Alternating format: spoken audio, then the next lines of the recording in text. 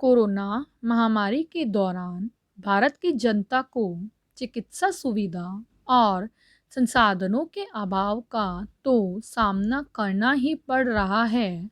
उपचार के नाम पर प्राइवेट अस्पतालों में खुली लूट के मामले भी सामने आ रहे हैं। भारतीय संविधान का अनुच्छेद 21 देश के सभी नागरिकों को जीने का अधिकार देता है। जीवन का सीधा संबंध बेहतर स्वास्थ्य से है और स्वास्थ्य का संबंध चिकित्सा से है। विश्व के अन्य विकसित देशों की तुलना में भारत में स्वास्थ्य और चिकित्सा सेवा के विषय में अधिकार बहुत स्पष्ट नहीं है। यद्यपि सन 1948 में भारत ने संयुक्त राष्ट्र मानवाधिकार के घोषणा पत्र पर हस्ताक्षर किए थे, जिसका अनुच्छेद 25 यह सुनिश्चित करता है कि प्रत्येक व्यक्ति को चिकित्सा सुविधा का अधिकार होगा। अगस्त 2018 में देश के स्वास्थ्य मंत्रालय ने रोगियों के अधिकारों को लेकर 17 अधिकारों का मानवाधिकार आयोग के माध्यम से मसौदा जारी किया था, जिसे आज तक कानूनी रूप से लागू नहीं किया गया है। लेकिन संविधान के अनुच्छेद 21 के अंतर्गत मिले जीने के अधिकार में ही अंतर्निहित स्वास्थ्य के अधिकार या रोगियों की सुरक्षा एवं संरक्षण की गारंटी के अंतर्गत महत्वपूर्ण प्रावधान किए गए हैं। पैरा कोरोना के आंकड़ों में कमी राहत की बात है। कुछ दिन पहले संक्रमितों का रोजाना आंकड़ा 4 लाख से ऊपर बना हुआ था। यह अब 3 लाख के नीचे आ गया है। हालांकि इसकी एक वजह जांच में कमी को माना जा रहा है। जब जांच कम होगी तो मामले भी कम निकलेंगे, पर इससे भी इनकार नहीं किया जाना चाहिए कि ज़्यादातर राज्यों ने जो पूर्ण या आंशिक बंदी की है, उसका असर जरूर पड़ा होगा।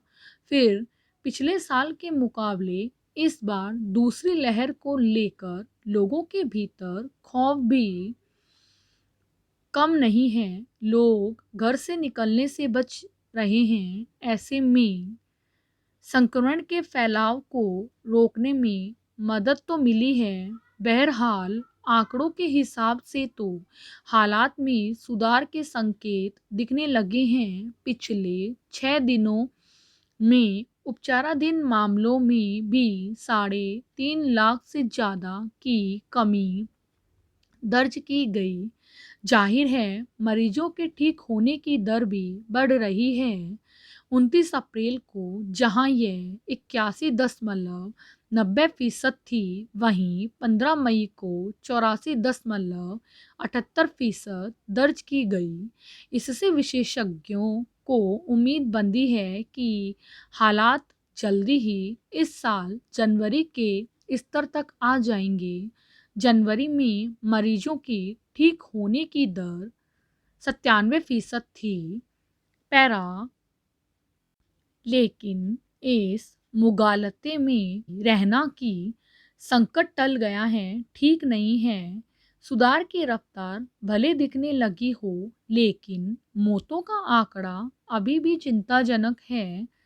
जब मामले 4 लाख के ऊपर थे, तब भी रोजाना होने वाली मौतों का आंकड़ा 3.5 से 4,000 के बीच बना हुआ था। और आज जब संक्रमितों का रोजाना का आंकड़ा 2,65,000 के करीब आ गया है, तब भी मौतों का प्रतिदिन का आंकड़ा 4,000 के ऊपर है।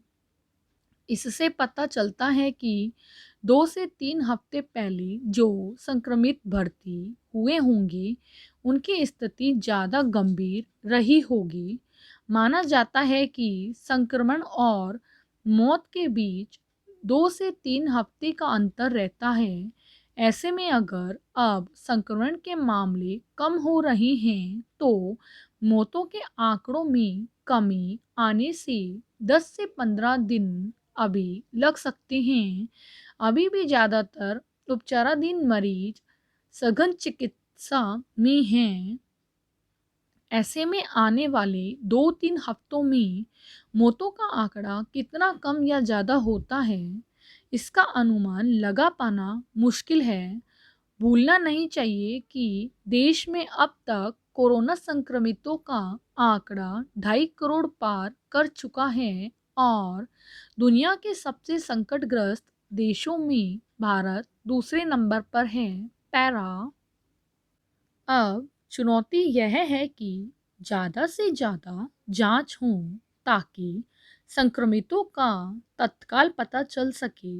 इस वक्त करीब 16 लाख लोगों की रोजाना जांच हो रही है, लेकिन आबादी के हिसाब से यह नाकाफी है। जांच रिपोर्ट आने में ही कई कई दिन लग रहे हैं। बड़े शहरों को छोड़ दें तो गांव कस्बों में तो जांच का वैसे इंतजाम नहीं है और जांच कितनी सही कितनी गलत निकल रही हैं, यह अपने में बड़ी समस्या है। ऐसे में संक्रमितों की सही सही तादाद का पता नहीं चलता। महामारी से निपटने में यह बड़ी समस्या है। उधर टीकाकरण अभियान में भी रोड़े कम नहीं आ रहे हैं। राज्यों के पास पर्याप्त टीके नहीं हैं। कंपनियां रातों रात तो मांग पूरी कर नहीं सकती। सवाल है कि जब जांच जैसी बुनियादी जरूरत पूरी होने में ही अवरोध आ रहे हैं तो संक्रमितों या मौतों का सही आंकड़ा सामने आएगा भी कैसे। पैरा। हमारे राजनेता भी न जाने किस मिट्टी के बने हैं। खुद कानून कायदे बनाते हैं और फिर उनको तोड़ने में शान समझते हैं। कोरोना की चैन तोड़ने की बात करते हैं, लेकिन भीड़ जुटाकर उसी चैन का हिस्सा बन जाते हैं। महामारी तक में सियासी नफा नुकसान आंकने वाले नेताओं को देखकर लगता है कि इन्हें सिर्फ अपनी छवि चमकाने की चिंता है, जनता के दुख दर्द की नहीं। तभी तो दिल्ली हाईकोर्ट ने सियासी फायदे के लिए नेताओं द्वारा दवाओं की जमाखोरी पर तल्ख टिप्पणी की है। न केवल नेताओं पर बल्कि दिल्ली पुलिस के रवैये पर भी, जो नेताओं के ऐसे कारनामों को जनसेवा का नाम दे रही थी। पैरा। किसी एक पार्टी के नहीं बल्कि कमोवेश सभी दलों के नेताओं को लेकर अदालत में गुहार की गई थी कि वे दवा, ऑक्सीजन और जीवन रक्षक दवाइयों तक की जमाखोरी कर उसे सियासी फायदे के लिए बांटने में जुटे हैं। ऐसे दौर में जब कोरोना संक्रमितों को इन सब के लिए भटकने को मजबूर होना पड़ रहा हो, ऑक्सीजन और दवाओं तक के लिए मुंह मांगे दाम चुकाने को मजबूर होना पड़ रहा हो, नेताओं की यह दुष्प्रवृत्ति सीधे सीधे जमाखोरी को बढ़ावा देने वाली है। राजनीतिक दलों और राजनेताओं की ऐसी जनसेवा दिल्ली में ही हो ऐसा नहीं है। गुजरात, मध्य प्रदेश, महाराष्ट्र और दूसरे राज्यों में भी कहीं ऑक्सीजन और कहीं दवाइयाँ नेताओं के माध्यम से वितरित की गई हैं। इंदौर में तो रेमडेसिविर इंजेक्शन भी भाजपा विधायकों के मार्फत देने के आरोप तक लगे हैं। कोरोना लहर के पहले दौर में भी पलायन करने को मजबूर परिवारों को इन नेताओं ने भोजन पैकेट बांटे जरूर, पर उन पर भी अपना चेहरा व पार्टी का नाम चस्पा करने से नहीं चूके।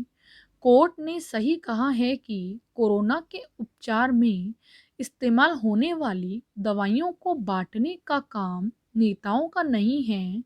वे भला करना चाहते हैं तो संग्रहित की गई दवाइयों को सरकारी अस्पतालों को वितरण के लिए सौंप दें।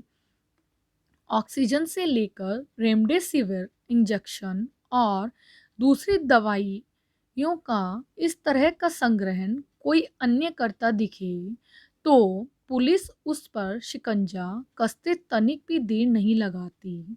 लेकिन जब ऐसा काम नेता करते हैं तो वह अदालत को जवाब देती है कि ये तो दवा, ऑक्सीजन आदि के लिए लोगों की मदद ही कर रहे थे।